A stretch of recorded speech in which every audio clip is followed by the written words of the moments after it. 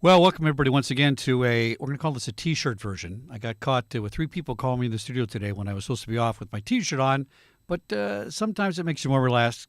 But this is a very important show we're doing today, kind of semi-live. I like to say almost live, because my buddy Matthew Parker from International Security Advisors LLC called me in light of this shooting in Washington, D.C., and we had another shooting later in San Francisco. So busy day, and I thought we'd get him in to talk about this. It's a super important subject. There's a lot of contradictions in this subject, and Matthew's got a lot of great answers. He wrote a great answer on LinkedIn. You guys should all check it out. So without further ado, Matthew Parker, welcome. Welcome to the show. Well, thank you very much. I appreciate it. And you are on the live stream app from what state?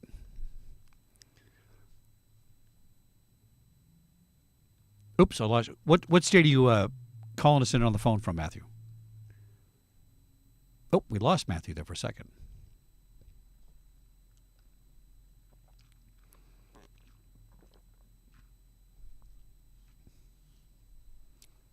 There he's back.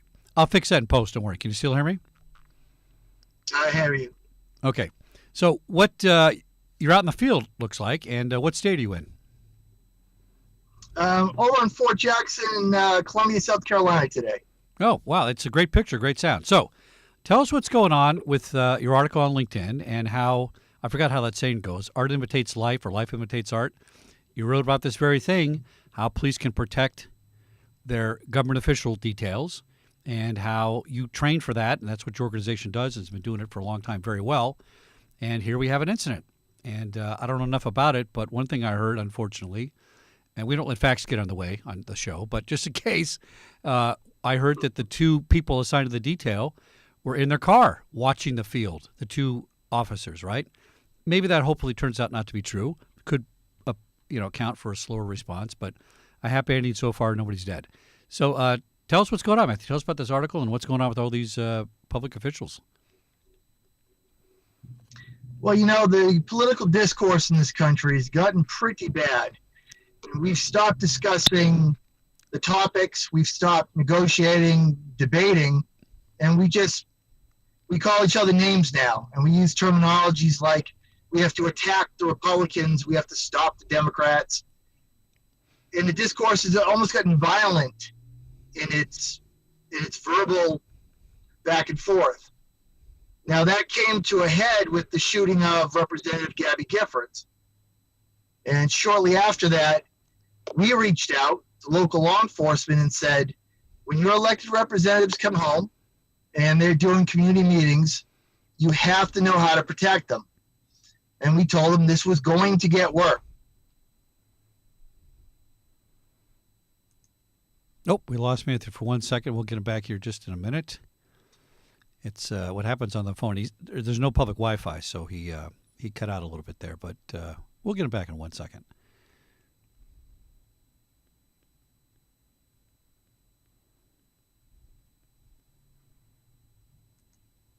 Hey, Matthew, if you're still with us, we lost your camera, but can we still hear you?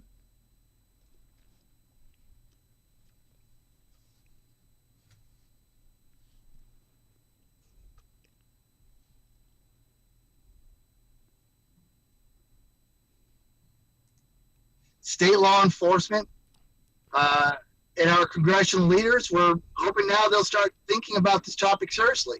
Now, Matthew, we lost you for a second there. Bring your camera back a little more center. Okay. I'll fix this in post, but we lost you how you had reached out to law enforcement after the Gifford incident. And this was coming again, right? And did you get a positive response from law enforcement, or was it kind of like, we know what we're doing, we'll take it from here? Well, it was mixed. Local law enforcement, we don't have the budget. This isn't a major responsibility of ours. If our elected leaders don't call us, we don't normally show up. So unless that department did it on a regular basis, it wasn't a priority. And then budgets being what they are, a lot of local law enforcement said, we just don't have the money for this type of training. Well, I think it's interesting that they say it's not. I mean, I get what they're saying, right? So, when I was at the UCLA, we had diplomats coming there all the time. So we had to make that part of our daily routine. I get their argument that they don't do it that often. However, exactly to your point, this is a different time. This back and forth on right, left is aggression. It's violence in verbal format, and it only turns into physical format after it escalates. And people are baiting each other into doing these things, right? So I think they need to be more prepared. I think law enforcement needs to take this more seriously, needs to look at what you're doing more seriously. There is a reluctancy on police departments, since I was a police officer, to say, we know what we're doing, thanks, pal. But unfortunately, it takes a poor incident like this sometimes to raise awareness. So what can you tell people to raise awareness about this? Some things they don't understand about what's happening here, and explain how it's not the same old as it used to be. Well, after 9/11, there were some changes to the security of elected officials. And the top three in the House and Senate were given a permanent detail from the Capitol Police, which was new. Oh, that was new. And each congressional, it was. Yeah. And then each congressional office was told, find somebody who would work with local law enforcement on security. And it kind of fell to the wayside because elected officials said, I have to get out, talk to my constituents, and I can't be surrounded by law enforcement. Now, this was kind of a non-issue because if they're trained properly, you can still go out and shake hands. I mean, the Secret Service is taking the president out to events from 5 people to 10,000 people. It's not hard if it's done properly. Members of Congress just said, I'm uncomfortable with it. Then we had the shooting of Miss Giffords. And then it wasn't about comfort anymore. It was about, we have to acknowledge this is actually a problem. And then we forgot about it again. Now, recently, members of Congress didn't want to go home and have public events because of threats. They were afraid of the crowds. They thought, protesters were being bussed in. They couldn't guarantee their safety, so they didn't even want to have community meetings. This morning was the ultimate wake-up call. It's not about protesters anymore. Now this is about violence being done to elected officials. And thank God for the Capitol Police actually being on site. But I think it's time that maybe we need to look at state police assigning a trooper to an elected representative, maybe as a driver, and staying with them. Let the state police send somebody to Washington, become part of the staff of the elected representative. Obviously, Capitol Police doesn't have the capabilities or the manpower or the budget to take care of everybody in Congress. Right, exactly. So I think between the state police, local law enforcement, and then our elected, representatives working together, this is an issue that can be corrected. This is something that can be addressed. When I ran a guard company in L.A., one of our clients was a homeowners association where Schwarzenegger lived at the time, and he was still with his wife, and it was up in an area they call Pacific Palisades. Now, he had a CHP officer with him, several CHP officers with him all the time. California, I think we kind of do this. As far as the legislature goes, I think they do it to some of the officials, right? And they got it right a lot of the time. But a lot of the times, they're getting it right was by their definition, which was, I'm a cop, I got a gun, stay away from us. Okay, well, what if I disagree with that premise, and I'm a bad guy, and I'm a determined aggressor? There's not a lot those guys are going to do without really good training, right? And I said this before, and I'll say it again. Police officers are not security. They're police officers. They're responsive. That's their job. They're very, very good at that. Come rushing in and doing something, but they're not designed to do proactive prevention without additional training. They're probably the best student for it. What do you think about that? What's your thought? You have a military background, which is not really responsive. That's make a parking lot out of that place over there. That's different, right? What are your thoughts on that? I'm not trying to knock the police because, I'm red, white, blue police, but what do you think? No, I agree with you completely. Law enforcement is by its very nature reactive. It's hard to be proactive. I mean, you can't just arrest somebody before they commit a crime. Right. Law enforcement is trained to go into the burning building. We're telling them, we don't want you in the burning building. We want you to take your protectee and get away from it. And they're not designed for that. That's not how they're put together. But we've trained over 600 members of law enforcement since 2011. Once they have the philosophy down, they can take their police training, apply it, and they do really well. Right. But it's about philosophy. Now, the problem today isn't that the Capitol Police didn't have rifles. It's not that the Capitol Police didn't have enough people. It's because a threat assessment wasn't done. Nobody sat down and said, several members of Congress at a known location, at a known time, over a prolonged period of time, we have poisoned political discourse. We have more death threats to members of Congress than we've ever had in the past. Somebody should have said, we need to move practice to Fort Myer, move it to Fort Belvoir, move it to the Army base of Fort Meade, move it to Andrews Air Force Base, move it to a secure location. So this isn't about lack of law enforcement. This is about the threat assessment not being done. And that's where law enforcement is at a disadvantage because they're reactive. I agree. And again, we're not knocking the cops. It's just a fact. It's a full-blown fact. That's just not their function. But if you supplement them with training like you have, then it can be their function in a good way because they do have that other background of discipline, weapons training, things like that.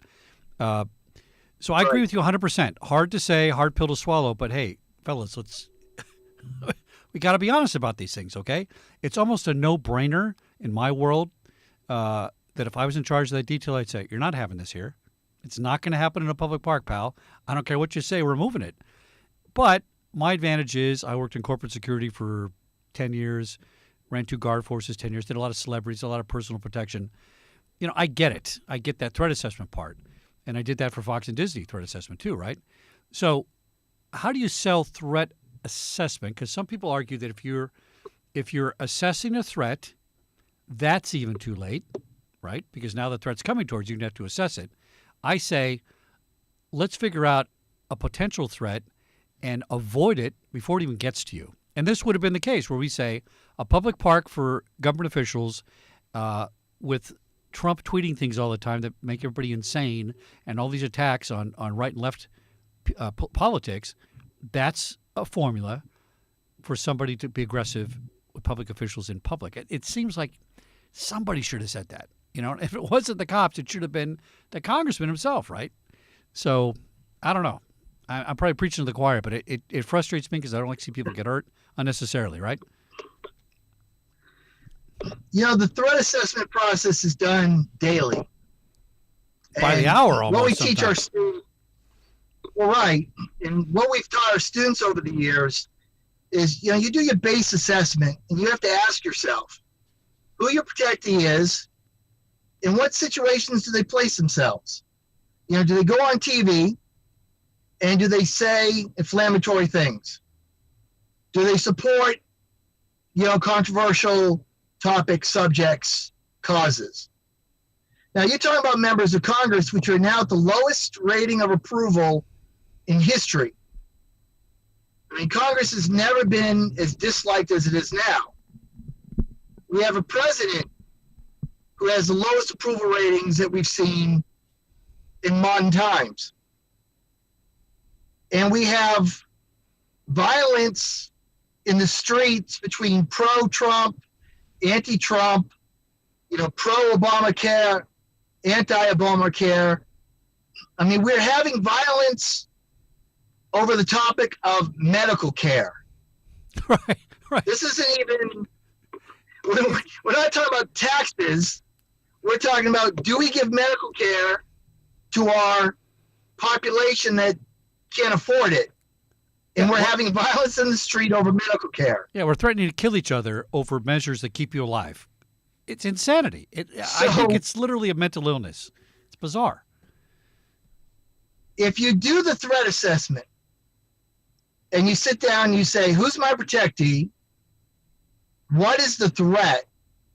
Somebody should have said, this public park is a bad idea. Let's move it to a secure location. You know, when the president wants to play golf, they can take him to Fort Myer. Well, if Congress wants to play baseball, they can play on the baseball fields of Fort Myer. So let me run this military installation. Yeah, let me run this by you. So here's how I used to train and I was no expert like you, okay? But I used, for lack of a budget and ability to hire somebody like yourself a lot of times, I use common sense. So here's what I said. Nobody on the detail has a bad idea. Nobody on the detail has an unimportant opinion of something. You're each individual assessment people. You are assessing minute to minute, second to second by what you see, and I want to hear about it. And I think what happens a lot of times in these details, especially in police departments, is you get the lieutenant running the operation, the sergeant's doing the tactics, and people follow orders. And their job is not to say, hey, Mr. Wizard, wait a second, I think we got a problem here. Their job is to follow the orders of the person running the detail. I think it's always better to empower the people on the detail with individual decision-making on the fly at the moment with authority to say, listen, I'm sitting here in the car watching the baseball game, and this guy just walked up to me and said, hey, are these Republicans or Democrats? I get everybody's ass out of there in 5 seconds. But sometimes people aren't allowed to make that decision. What are your thoughts on that when you train your people? How do you empower them to act? I think this is an important concept. Well, you know, the protectee ultimately will make the decision as to what you're going to do. Whether you stay, you leave, you drive, you walk. I mean, the protectee ultimately makes that decision. But what we've told our students for years and what we've, demonstrated is there's going to be a time when you have to say, sir or ma'am, we don't discuss this. You're leaving. And that begins with that very first conversation you have with them. I will never call you by your first name, Congressman.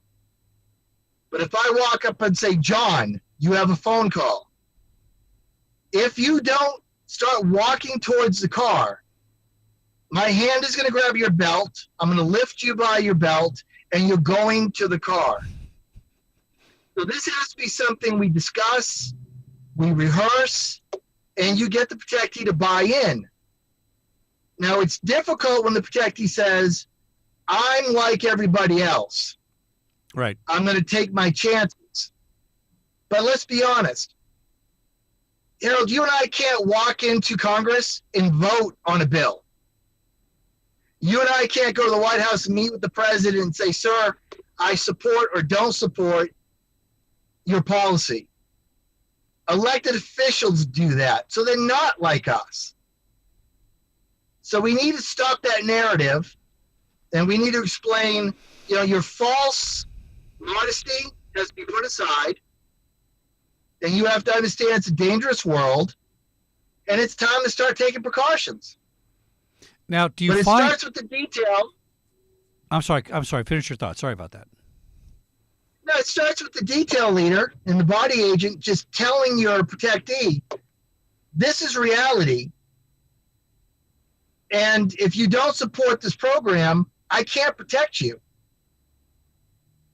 Now, do you find that you are given, when I say you, I mean like the head of the detail, are your people, when you get hired for a job, are they vested with authority to make a final decision in certain circumstances, or does it still have to wait for a freaking, committee from the head guy that says, "Oh, I know there's a gun over there, but I don't feel comfortable leaving." You know what I'm saying? I know you get the buy-in for that. Hey, John, you got a phone call, but you get the buy-in also of, listen, if my job is to keep you alive, you got to do what I say if it goes to shit, right? I mean, that's no other way to put it, right? Do you get those sort of buy-ins, or do you still have that final say? So if the guy says no, what do you do? I mean, you have to take care of your own safety first if all the bullets start flying, right? Well, we don't. We don't always get the buy-in. A lot of it is we want you to be seen and not heard. Okay. We're window dressing. But then that goes back to your professionalism. If you see a threat and the protectee should go back to a secure location, to the car, to the green room, to their office, you have to walk over and say, sir or ma'am, we're leaving. And if it costs you your job later, that's fine, because my conscience is more important than my pay. That's right. And then your life too, putting yourself in unnecessary jeopardy. Now, talk about the awareness you can raise for police departments. What are the police going to get out of this? Because the police are typically assigned, through the governorships or the state police or whatever, the city, to these protection details. I seldom see the government details go private, although it does happen, right? I mean, the guy maybe have a private detail at his house that the state doesn't pay for, right? Pretend you're speaking to the cops. What do you want to say to them to make them understand why this training is so valuable for them? Well, at this point, there's nothing we can really say. We can demonstrate. We can show them how many prosecutors, how many district attorneys, how many mayors, how many elected officials have been attacked, threatened. And then you have, Congressman Giffords, and then you have what happened today. So you can demonstrate it now. It's kind of late to try to tell them anything.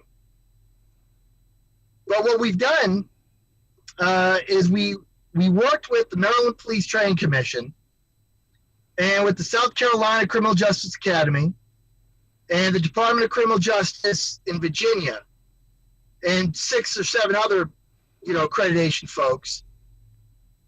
And we got buy-in for our training program by law enforcement.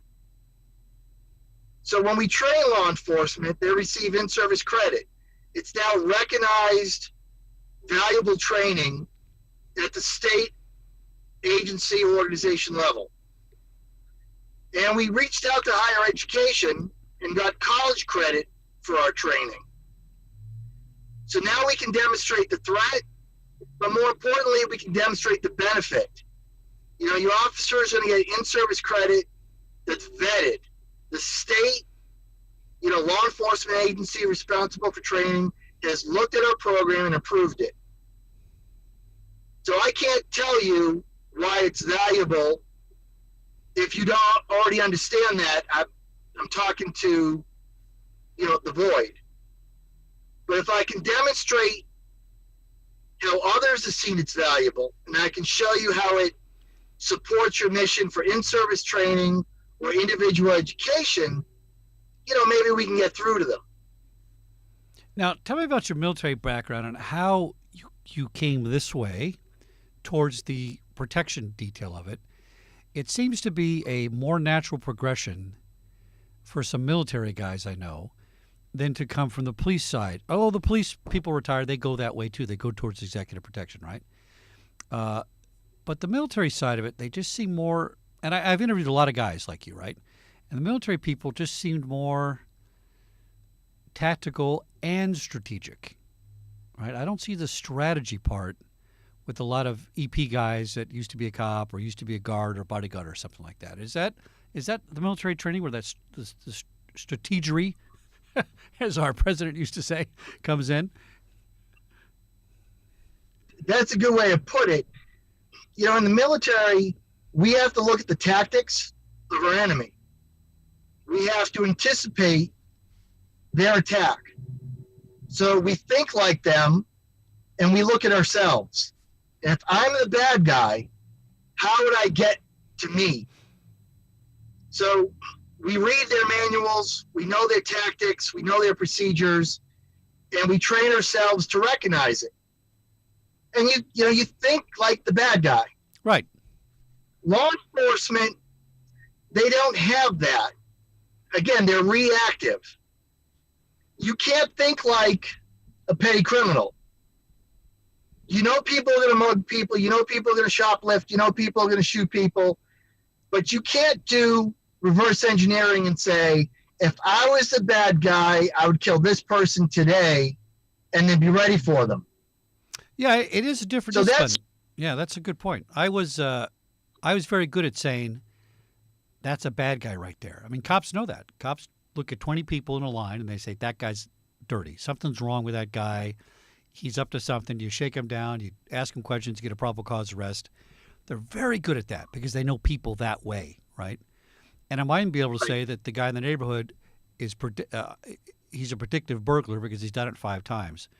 But those aren't strategies. Those are more observations that help us respond quicker, get to the core of the issues faster, put people in jail sooner.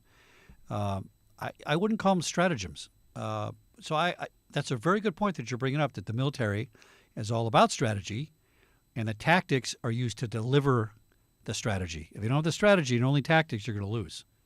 That's my guess. Well, years ago, when I was still active duty, we had a protective service detail deploying out of Fort Drum, New York. And we actually did some cross-training with the Massachusetts State Police. Now, they had the law enforcement philosophy. We had the military philosophy. We combined them, and we took the best of both. And I think if you look at that, and then you look at the Secret Service, they overlap. And that's something the Secret Service and the Department of State has done really well. You take the military side of being proactive, thinking like the bad guy, and dealing with the what ifs. And then you take the best of law enforcement, which is, dedication to duty, doing the right thing, being willing to put yourself in harm's way. You combine the two philosophies, you get a protective service agent. You get somebody who can jump in front of a bullet, but more importantly, he knows how not to be in those positions to begin with, how to avoid those. Right. I think there's something to be said about combining the two philosophies.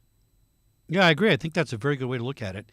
And it shouldn't be viewed as, an infringement on my space. I got it. I got this police department thing I'm doing. I don't need your help. Everything's cool over here. I don't want to make it look like I don't know what I'm doing. I mean, these are turf issues, right? There's a lot of turf stuff in police departments, even between police departments. I mean, if Culver City and Inglewood on the border were making some arrest, you'd fight over who's going to get the collar because you want it to look better, or say, hey, I don't want it on my books. I don't want this arrest on my books. You put it in your city, right? So the turf war with things is an issue too. So I think you're onto something here. I think this is valuable, and as it always happens, when you write something down or say it out loud, it goes into the universe, and then it happens. And this is going to happen again and again. I think it's going to happen more and more because of the social discourse is so negative and so violent. And I think that's a strategy that is happening right now. There's a strategy among the proliferators of this stuff that they know exactly what they're doing. They're trying to incite these things. And watch, the next thing that's going to happen tomorrow or the next day is we got a call for a complete gun ban everywhere in the world because the gun is what caused the problem, not the fact that everybody's fighting with each other. Yeah, it's a big problem. So give us how we can get a hold of you, Matthew, and how police departments can contact you right away. And by the way, you did mention before the show how sometimes you offer some of these services for very, very discounted rates for police departments, right? Or sometimes it's free if it's like in your own state or something. Tell us about that. Well, what we've done is if you're a law enforcement agency or department and you want to host a program, we'll come to you.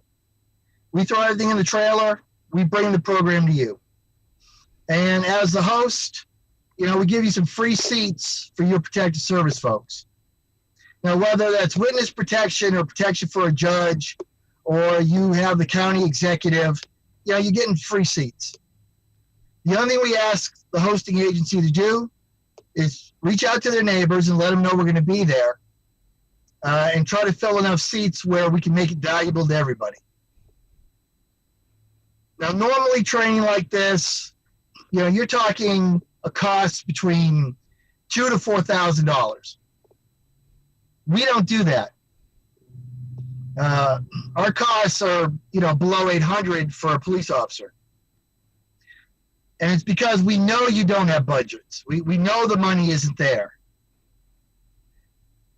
So we will support law enforcement with free training to the best of our ability. If you host a program and we fill a class, we'll try to get 6, 8, 10 of your people in free seats. We have 2 programs coming up, one in Atlanta, one in Chicago, both in July. And they're being hosted by private security, which is a little different for us. Oh, interesting. Okay. But law enforcement still has priority of seating. So while we're teaching private investigators and private security and corporate security, law enforcement is always going to get into our program. I mean, that's our priority demographic. If they want to reach us, they can go to dignitaryprotection.us, visit our website. I'm available 24 hours a day. My number is listed online. They can seek me out on Facebook, instant message me. And if there's anything we can do to support law enforcement, we'll do it. Matthew Parker, International Security Advisors, LLC. Give us a website one more time. That's dignitaryprotection.us. Or Excellent. you can reach out to me personally on LinkedIn or Facebook. Excellent. Matthew Parker, thanks again, my friend. Maybe I'll see you in Chicago. I might make a trip out there. I'd be very interested in taking a look at this and seeing it live in action. So thanks for coming on the show. We'd love to have you. We'll open up a seat for you. Oh, good. That's good. Yeah, I have a very low-budget show. I might need that help on that. All right. Thanks for coming on Security Guy TV. Follow us on Security Guy TV, Twitter, Facebook, LinkedIn, Instagram, Google+, you name it. We're on the social media sites for distribution. And now, livestream.com. That's the new place. So good night, everybody, and thanks for tuning in. And Matthew, thanks again. Good night.